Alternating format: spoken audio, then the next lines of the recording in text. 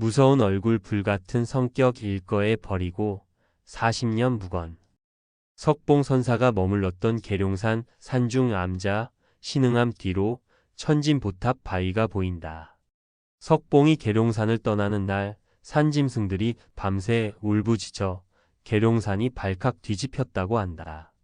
충남 아산 영인산 자락으로 한 노승을 찾아 나섰다.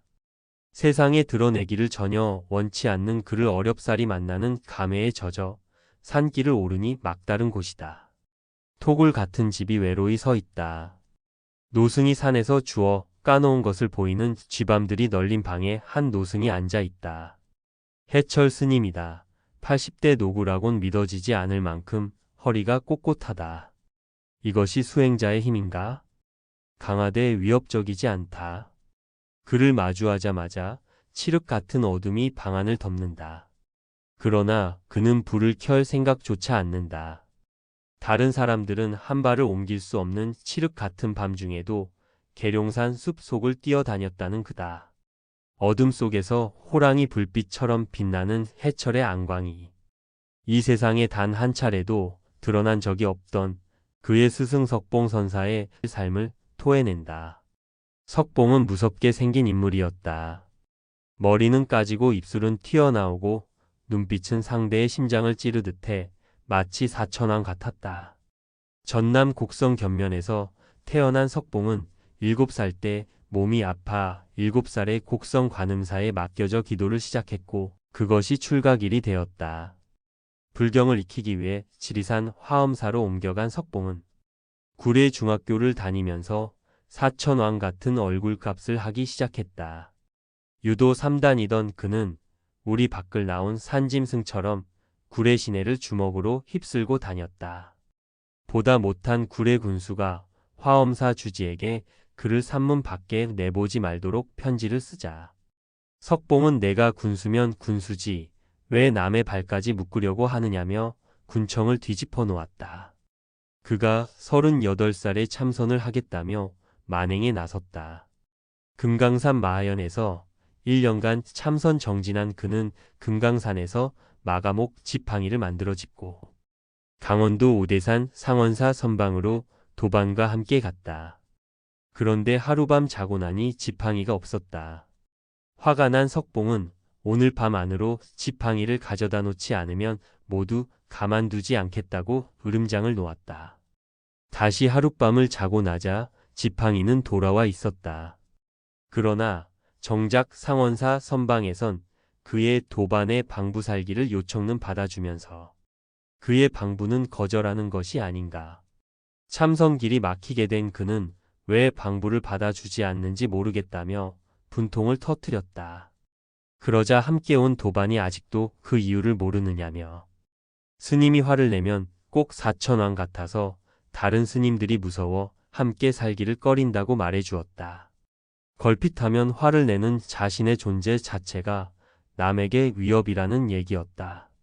석봉은 그 순간 금강산에서 들은 얘기가 떠올랐다.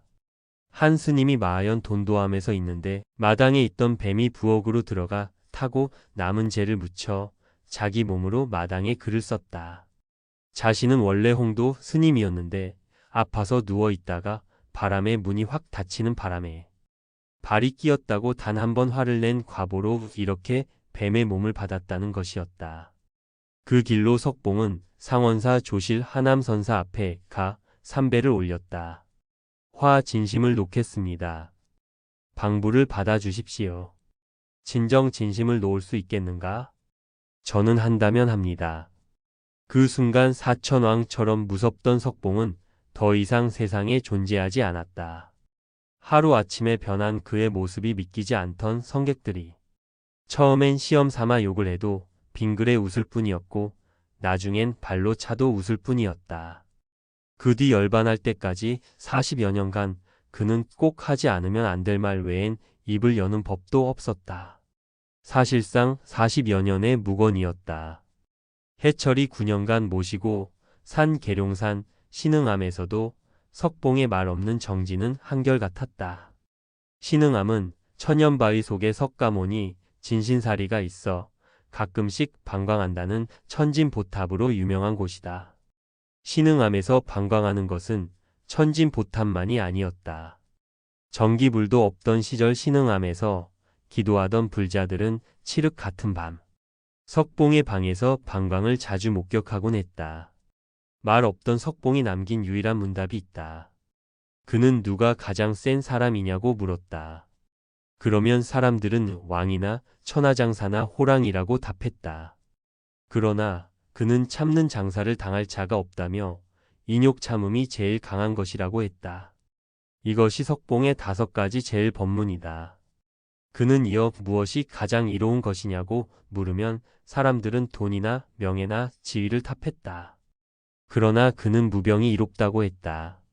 또 그는 이어 제일 부자는 지족한 사람이며 제일 친한 사람은 부모 형제나 자신의 잘못을 부추기는 이가 아니라 잘못을 정확히 지적해주는 친구이고 제일 즐거움은 도를 깨쳐 알고 열반에 드는 것이라고 말했다.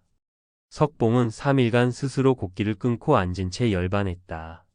충남 보령 설림사에서 보관 중인 그의 좌탈 열반 사진은 마치 살아있는 듯하다. 석봉의 도반인 도봉산 욕쟁이 선사춘성은 석봉의 앉은 법구 앞에서 좌선을 하고 나서는 일체 집착을 벗어나 나로서도 대답할 수 없는 법을 설하고 있다며 삼배를 올렸다. 석봉의 법구를 답이하자 믿을 수 없는 일이 일어났다. 무려 사리가 한 말도 넘게 쏟아진 것이다. 사리는 그의 뜻에 따라 산에 뿌려졌고 어떤 탑도 세워지지 않았다. 해철의 방에서도 긴 침묵이 흐른다. 어떻게 화가 그런 과보를 받는지, 왜 많은 중생을 두고 홀로 산에 사는지 질문도 사라져 버렸다. 계룡산 아래서 사간 감을 함께 나누는 사이 소리도 없고 형체도 없는 가을 바람이 답할 뿐이다. 가을 바람의 감은 이렇게 익었고 온 산하가 붉게 물들고 있지 않은가. 계룡산, 영인산, 조연현 기자.